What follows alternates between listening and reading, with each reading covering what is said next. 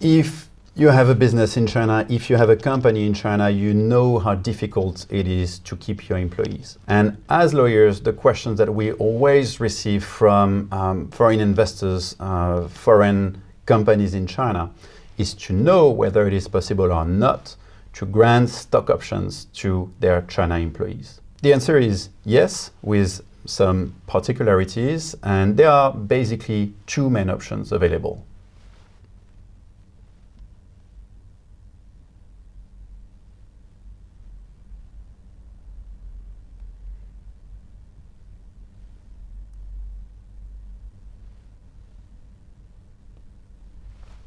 The first option is where your overseas company, your group parent company, let's say in the UK, has a subsidiary in China. And this UK company wants to grant stock options to the employees of its China subsidiary. Is it possible? The answer is yes, but it is going to be very complicated. Why? Because in order to legally hold these options and the underlying shares, your China employees will need to go through a registration procedure with their local representation of China's State Administration of Foreign Exchange. Well, this procedure will be very time-consuming, with actually an outcome that is always uncertain. So of course, you may decide not to pay attention and to let your UK company grant options to these Chinese individuals, but it will backfire at some point in the future. Why?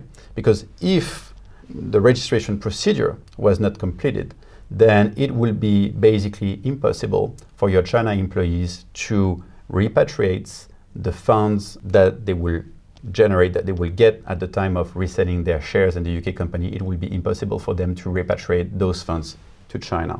And they will blame you for this. So the option 2 is to incentivize your employees within PRC at the level of your China subsidiary. And then the usual practice is not to use traditional stock options, but to use what we call a phantom plan.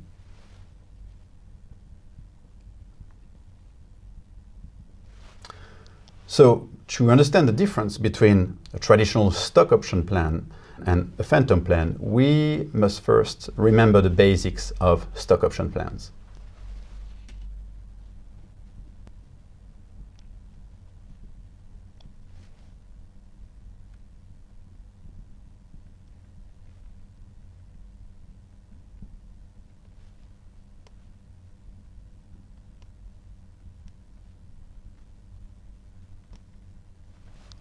So, in a traditional stock option plan, employee or a category of employees will be granted the right, subject to certain conditions and a vesting period. They will be granted the right to acquire at a discount shares of their company. And then they will keep those shares for a certain period of time, after which they will sell them and hopefully make a profit. And then the idea of a phantom share plan is to reproduce the effects, to mirror the principle of a stock option plan, but with some differences we will see. So in a phantom plan, well, a certain number of employees will be granted the right, subject to certain conditions and subject to a vesting period. They will be granted the right to acquire not shares of the company, but what we call units. What is a unit? Well, a unit is a fictional participation in the company with no underlying assets. And so why use a fictional participation rather than a traditional stock option? Well, this is mainly for two reasons. Okay, the first one is an historical reason. Until very recently, it was basically impossible, based on Chinese regulations, for Chinese individuals to hold equity in the share capital, the registered capital of a foreign invested enterprise, such as a joint venture or wholly foreign owned enterprise. This has changed, but very recently. The second reason is linked to risk management.